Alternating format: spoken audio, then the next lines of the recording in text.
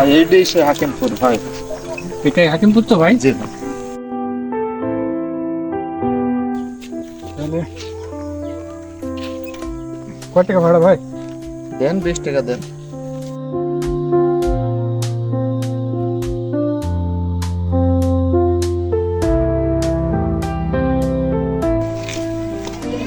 আসসালামু আলাইকুম। ওয়ালাইকুম আসসালাম ওয়া রাহমাতুল্লাহ। এখন তো নামাজের সময় না হুজুর, এখন কোথায়? আচ্ছা হয়েছে, এই হাকিমপুর জামা মসজিদ কোন দিকে? এই তো সামনে এখানে। এখানে হচ্ছে এই মসজিদের ইমাম নিয়োগের জন্য ইন্টারভিউ আছে, ঠিক আছে? সেজন্যই যাচ্ছি।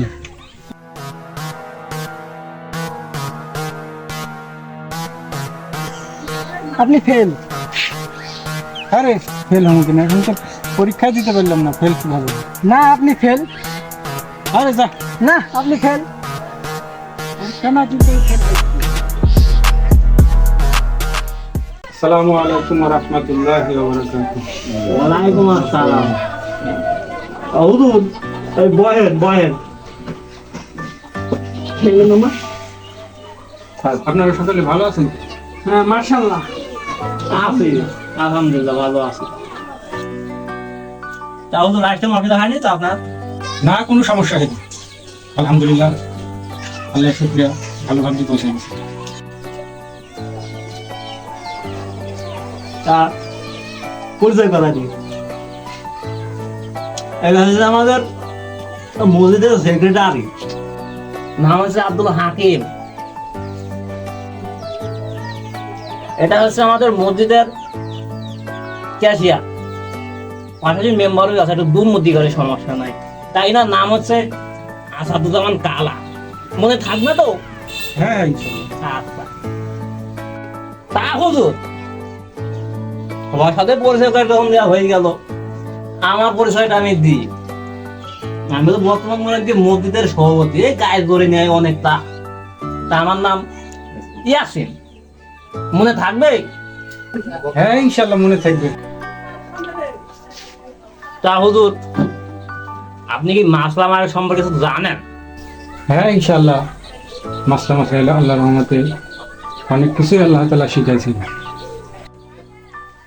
এই মনে করো কি আমার একটা মারাত্মক সমস্যা হবে, তা নামাজ পড়তে পড়তে ওই যদি একটা পুচকারি বাইরে ফোন করে, তা এখানে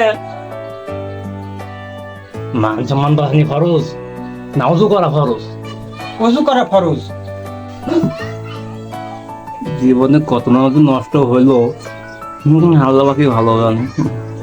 তুই কিছু না মাসুল সম্পর্কে ওইখানটায় একটা সম্মানীয় ব্যক্তি যেন আমাদের থাকতে পারে, তো অবশ্যই ওর মা সম্মান বাহানি ফরজ। তা তুমি মাসলা সম্পর্কে কিছু জানো না বাবু, তোমার জ্ঞান ধারণা কম আছে।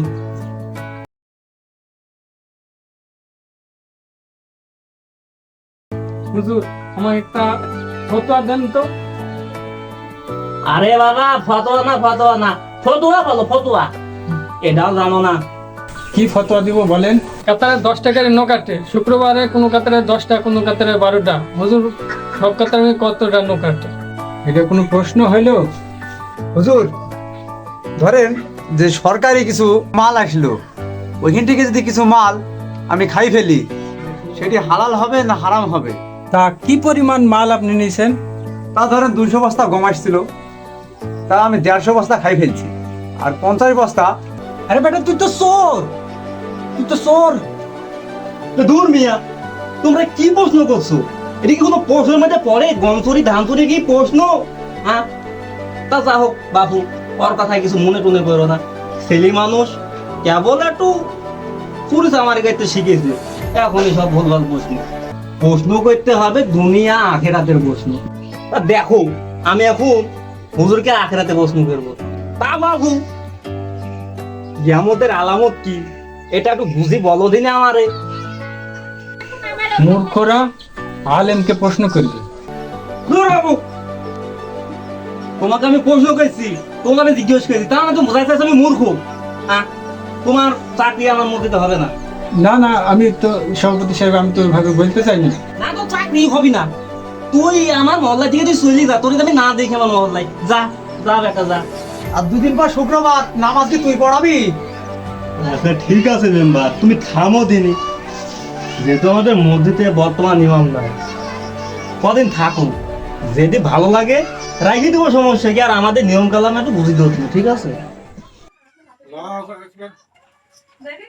الحمد لله رب العالمين غير المغضوب عليهم ولا الضالين ياسين والقرآن الحكيم سمع الله لمن حمده الله أكبر السلام عليكم ورحمة الله السلام عليكم ورحمة الله ইমাম সাহেব, বাকি নামাজ পর আপনি আমার দেখা করে যাবেন, আপনার একটা জরুরি কথা আছে। আচ্ছা ইনশাআল্লাহ। হুজুর, ওই যে আমি তো নিজের কানে শুনলাম আপনি ওই যে ইয়াসিনের নামে আর আব্দুল হাকিমের নামে সূরা পড়লেন, ওই মাগরিবের সময় যদি আমার নামে সূরা না পড়িছে তো কাল কি বেতন দিতে আসে? এবার যদি মাগরিবের সময় যদি হুজুর যদি আমার নামে সূরা না পড়ে, হুজুরকে কাল বেতন আসে। মাগরিবের সময় সূরা পড়লে গেল বেতন। 4 মাস বেতন পাইনি, আর এবারও যদি বেতন না পাই কিন্তু বসলে আমার না খাইতে হবে। সূরা ইয়াসিনের ভিতরে আছে, ইয়াসিনের নামও আছে, আব্দুল হাকিমের নামও আছে, কিন্তু আসাদুল হক কালার নাম তো কোরআনে কোনো জায়গায় না। কি করা যাবে? একটু ঠেক দিয়ে গেল নাম সূরা না পড়লে বেতন দেবে। কি করে তাই দিছে এই দিদি ছাড় দিয়েছে, যা হয় হবে, কপালে যা আছে তাই হবে। কালার নামে সূরা বানানো, আল্লাহ ক্ষমা করুন। ইয়া কালা ওয়াল মুশরিকিন আমিন। ইয়া কালা ওয়াল কাফিরিন আমিন।